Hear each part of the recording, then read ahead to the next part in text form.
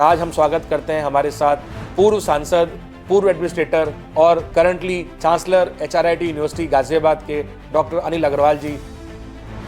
एचआरआईटी एक प्रॉमिस होता, तो वो क्या प्रॉमिस आप करने वाले हैं या आप करते एक पेरेंट से और एक बच्चे से? मेरे लिए एजुकेशन एक मिशन है जो राष्ट्र निर्माण में बहुत महत्वपूर्ण भूमिका निभा रहा है और हमारे यहाँ के स्टूडेंट्स आज भारत माता की सेवा बहुत बखूबी कर रहे हैं। गवर्नेंस से कैंपस तक आपके मन में ये कहाँ से ख्याल आया कि भाई पहले मुझे इंजीनियरिंग कॉलेज करना है, स्कूल खोलना है और अब विश्वविद्यालय? मैंने जिस उद्देश्य के लिए गवर्नमेंट नौकरी छोड़ी थी, मुझे लगता है मेरी वो जो इच्छा थी समाज के लिए, मातृभूमि के लिए कुछ बेहतर करने की, उस पर मैं खरा उतरा हूँ और मुझे इस बात का संतोष है। पिछली सदी में भी स्टूडेंट्स होते थे और अब का जो स्टूडेंट है उसमें आपको क्या फ़र्क दिखता है? हमारा अगर आदिकाल देखें तो गुरुकुल व्यवस्था थी जी, आज पब्लिक स्कूल है जी। माँ बाप का भी रहने सहने का तरीका बदला है, हमारा जीवन स्तर अलग हुआ है, बेहतर हुआ है। तो जिस हिसाब से आप ब्रॉटअप होगा बच्चों का, उसी हिसाब से शिक्षा होगी। एज अ चांसलर मैं आपसे पूछना चाहता हूँ, how you define a graduate from HRIT in 3 simple words? जो बच्चा, जो स्टूडेंट एचआरआईटी विश्वविद्यालय से पास होगा वो एक बेहतर नागरिक होगा, कॉन्फिडेंट होगा, डिसिप्लिन्ड होगा और पब्लिक की सेवा के भाव से परिपूर्ण होगा। हर साल जब 12th का रिजल्ट आता है तो हर घर में डाइनिंग टेबल एक डिस्कशन टेबल बन जाता है और हर बच्चा बस यही सोचता है कि अगले 3 या 4 साल में मैं कहाँ पहुँचूँगा, और साथ में उन्हीं के पेरेंट्स का यही सवाल होता है कि मैं जो ये इन्वेस्टमेंट कर रहा हूँ, क्या ये इन्वेस्टमेंट सेफ होगी, क्या फ्यूचर होगा।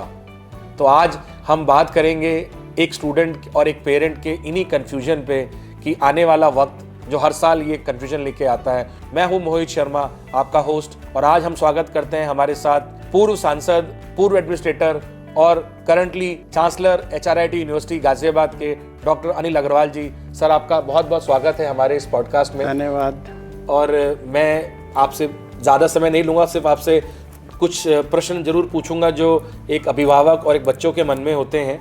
पहला सवाल मेरा आपके साथ है, एचआरआईटी एक प्रॉमिस होता, तो वो क्या प्रॉमिस आप करने वाले हैं या आप करते एक पेरेंट से और एक बच्चे से? मेरे लिए एजुकेशन एक मिशन है जो राष्ट्र निर्माण में बहुत महत्वपूर्ण भूमिका निभा रहा है। हम सब मिलकर एचआरआईटी यूनिवर्सिटी के शिक्षक, छात्र, हमारे डीपीएस एचआरआईटी के स्टूडेंट, हम सब इस काम में लगे हुए हैं कि देश आगे बढ़े, देश में संस्कारों के माध्यम से हम बेहतर एजुकेशन दे पाए। स्टूडेंट्स को लगता है कि मैं जब अपनी स्कूलिंग, अपनी यूनिवर्सिटी की पढ़ाई कर लूँगा तो मेरा क्या भविष्य होगा। जी। एचआरआईटी यूनिवर्सिटी में हम रेगुलरली जॉब फेयर कराते रहते हैं, स्टूडेंट्स की स्किल डेवलपमेंट पे काफ़ी काम कराते हैं, स्किलिंग पे काफ़ी काम कराते हैं। और एचआरआईटी यूनिवर्सिटी में वाइड रेंज है सब्जेक्ट्स की। जी। यहाँ इंजीनियरिंग टेक्नोलॉजी भी है, फार्मेसी भी है, यहाँ पे होटल मैनेजमेंट भी है, लॉ भी है, कंप्यूटर एप्लीकेशन भी है, मैनेजमेंट भी है, और सभी में ग्रेजुएशन, पोस्ट ग्रेजुएशन, पीएचडी, सभी प्रकार की, सभी प्रकार की शिक्षाएं हम लोग दे रहे हैं। एचआरआईटी यूनिवर्सिटी की जो स्थापना है उसका मुख्य उद्देश्य है कि हम समाज में ऐसे विद्यार्थियों को ट्रेन करें जो आर्थिक, सामाजिक रूप से पिछड़े हुए हैं, जिन्हें बेहतर एजुकेशन नहीं मिल पा रही है। जी।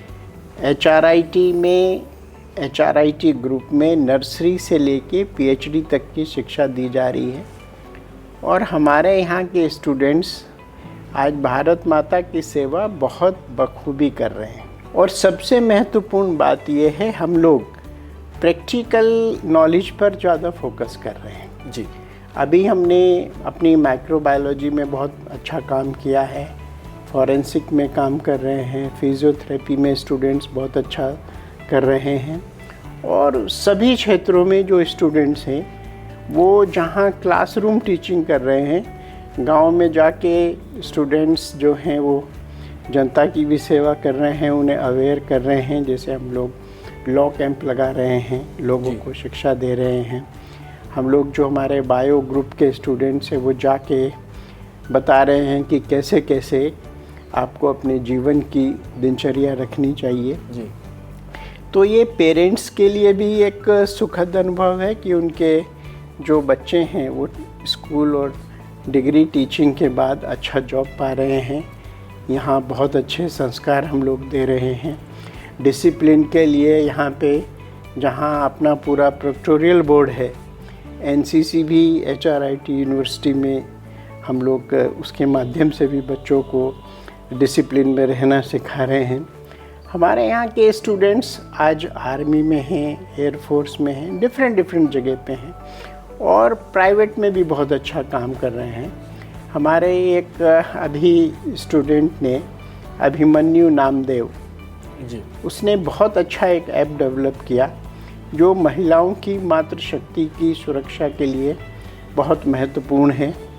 मिनिस्ट्री ऑफ होम में उसका अप्रूवल हो चुका है जी, और 112 जो यूपी में है वो पायलट प्रोजेक्ट के रूप में भी उसको मान्यता मिल रही है। Oh very nice. तो बहुत सारे स्टूडेंट्स हैं जो अच्छा काम कर रहे हैं। गवर्नेंस से कैंपस तक आप एक गवर्नमेंट ऑफिसर थे, फिर आप भारत सरकार में चले गए, आप राज्यसभा से सांसद रहे, आपने सरकार में पॉलिसीज़ सब कुछ देखा, सब कुछ बनाया।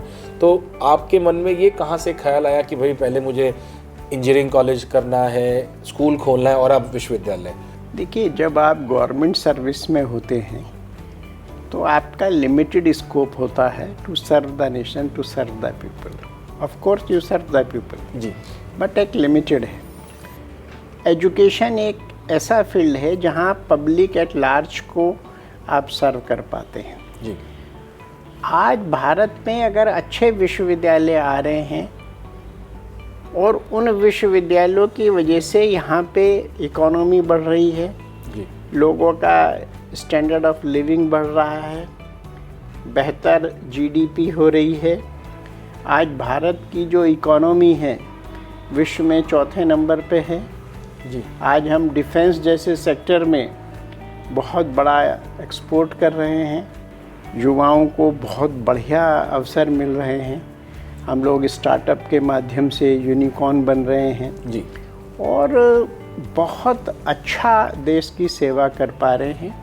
और ये सब संभव इसलिए हो पाया है कि आज देश में प्राइवेट एंटरप्रेन्योर, प्राइवेट यूनिवर्सिटी बेहतर काम कर रहे हैं। जी, देश में एक बेहतर शिक्षा देने का माहौल बना है और उसी प्रेरणा से मैं शिक्षा के क्षेत्र में आया। और जब मैंने गवर्नमेंट जॉब छोड़ी थी तो लोग बड़ा आश्चर्य से देखते थे, लेकिन मुझे आज बहुत प्रसन्नता होती है कि मेरा वो स्टेप ठीक था।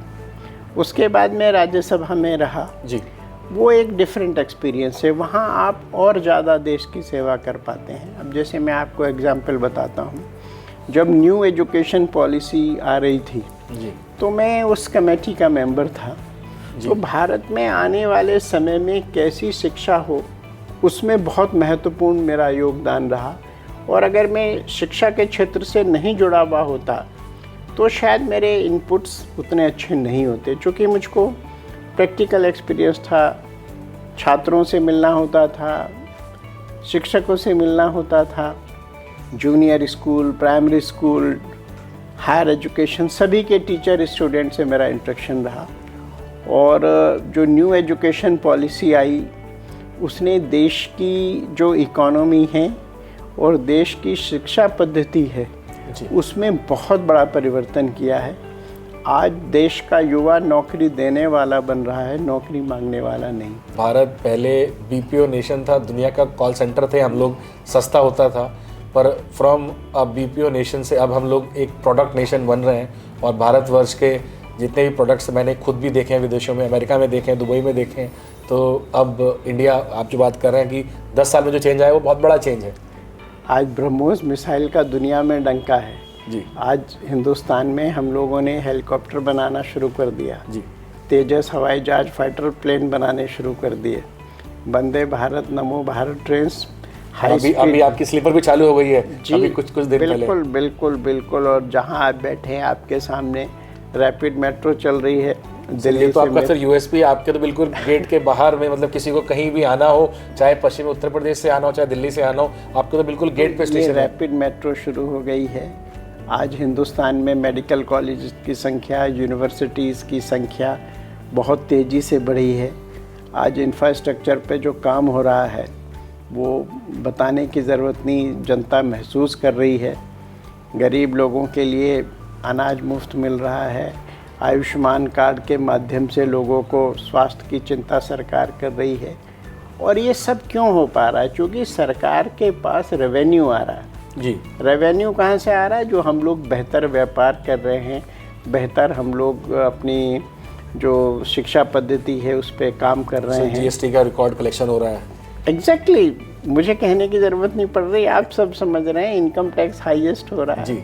यूनिवर्सिटीज़, HRIT यूनिवर्सिटी जैसे यूनिवर्सिटी आगे आ रहे हैं। वहाँ के पढ़े हुए छात्र देश की आर्थिक सामाजिक प्रगति में योगदान कर रहे हैं। पिछली सदी में भी स्टूडेंट्स होते थे और अब आधी शताब्दी जो हमारी जा चुकी है, 25 साल जा चुके हैं, अब का जो स्टूडेंट है उसमें आपको क्या फ़र्क दिखता है?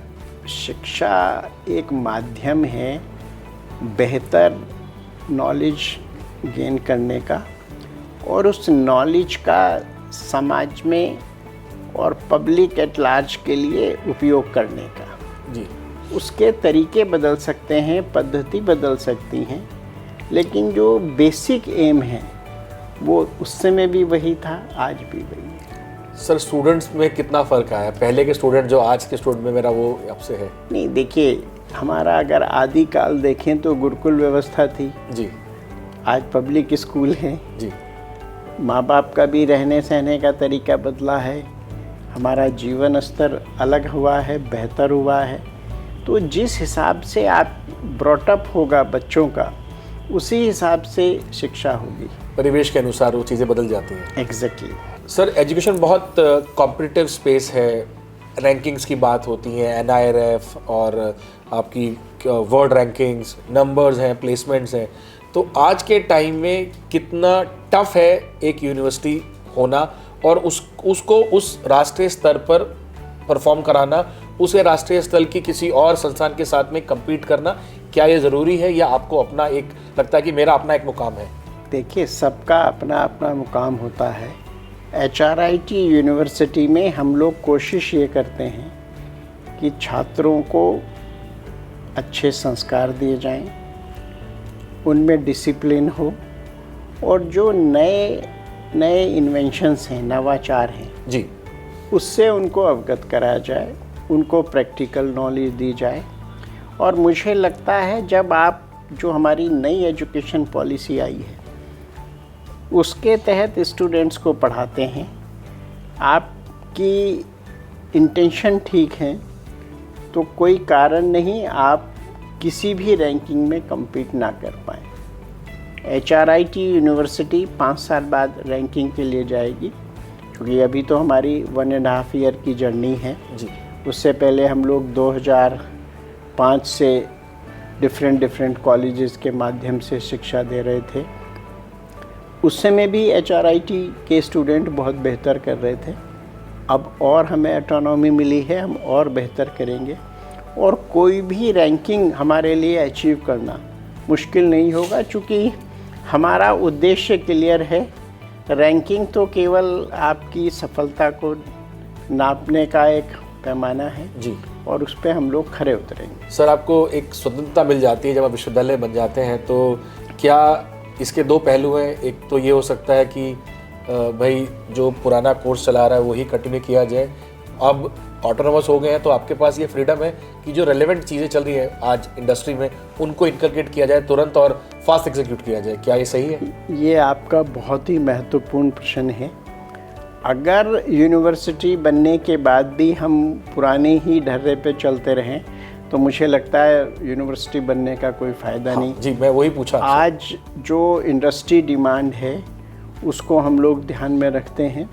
और हमने इस साल अपने जो इंडस्ट्री के पार्टनर के रूप में IBM को अपना पार्टनर बनाया है। They are giving education to our students. Technical क्षेत्र में हमने IIT रोपड़ को अपना पार्टनर बनाया है, एकेडमिक पार्टनर। तो वो लोग हमारे यहाँ के स्टूडेंट्स के लिए बेटर ग्रूमिंग करेंगे। हमारे यहाँ के स्टूडेंट्स हर साल IIT रोपड़ में जाएंगे, वहाँ IIT के हॉस्टल में रुकेंगे, वहीं उनके क्लास रूम टीचिंग भी उनकी होगी जी। IIT रोपड़ ने यहाँ बहुत अच्छी एक लैब भी डेवलप की है, जिसमें हमारे यहाँ के स्टूडेंट्स काम भी कर रहे हैं। तो निश्चित रूप से जब आप यूनिवर्सिटी बनते हैं तो आप IBM और IIT जैसे से टाई अप कर पाते हैं। जब तक हम यूनिवर्सिटी नहीं बने थे तो हम ये सब नहीं कर पाते। मैं IITs और IIMs में भी जाता हूँ और मेरी वहाँ डिस्कशन होते हैं, लोग यही बोलते हैं कि भाई रिसर्च करने में लोग आते हैं, थीसिस जमा करते हैं, PhD ले लेते हैं, बट 90-95% वो जो थीसिस होती है वो फाइलें पड़ी हुई धूल खा रही होती हैं। और जो ये बड़े नामी संस्थान हैं सो कॉल्ड, चाहे वो अमेरिकन हो, यूरोपियंस हो, चाहे भारत के हों, सबका ये रहता है कि भाई जो चीज़ स्केलेबल हो, जिससे कोई प्रोसेस बेटर हो सकता है, प्रोडक्ट बेटर हो सकता है, उसको अगर रिसर्च करा जाए उस बिजनेस आइडिया में, तो उसके बेनिफिट्स आम जनता को मिल सकते हैं। तो क्या आपका विश्वविद्यालय किस तरफ काम करेगा रिसर्च के मामले में? HRIT ग्रुप का ये बेसिक एम है कि हम भारत माता की पब्लिक एट लार्ज की सेवा कर सकें जी। और अगर हमारी रिसर्च पब्लिक के काम में नहीं आती जी, बहुत ज़रूरी तो है। मुझे लगता है उस रिसर्च का कोई फ़ायदा नहीं। हम लोग पूरी कोशिश करते हैं, भविष्य में भी करेंगे, कि जो भी रिसर्च हैं वो जनता के और देश के हित में काम आए। पेरेंट का एक KPI ये भी होता है कि भाई एडमिशन तो मैं आज करा दूंगा, 3 या 4 साल बाद मेरा बच्चा क्या बनेगा। तो एज अ चांसलर मैं आपसे पूछना चाहता हूँ, how you define a graduate from HRIT in 3 simple words? जो बच्चा, जो स्टूडेंट HRIT विश्वविद्यालय से पास होगा वो एक बेहतर नागरिक होगा, कॉन्फिडेंट होगा, डिसिप्लिन्ड होगा और पब्लिक की सेवा के भाव से परिपूर्ण होगा। अर्थात हम लोग एक ऐसा प्रोफेशनल तैयार करेंगे जिसकी आज समाज को आवश्यकता है। और जो इंडस्ट्री पार्टनरशिप हमारी है जी, उसके माध्यम से वो प्लेसेबल होगा, पास करते करते उसको बढ़िया जॉब मिलेगी। सर बहुत बहुत धन्यवाद हमारे साथ समय बिताने के लिए, और thank you for all your advice. And I hope हमारे जो भी दर्शक इस पॉडकास्ट के माध्यम से हमारा यह कार्यक्रम देख रहे हैं उनको ज़रूर लाभ होगा और they will get motivated to do something great for India, for their parents and for their country. Thank you.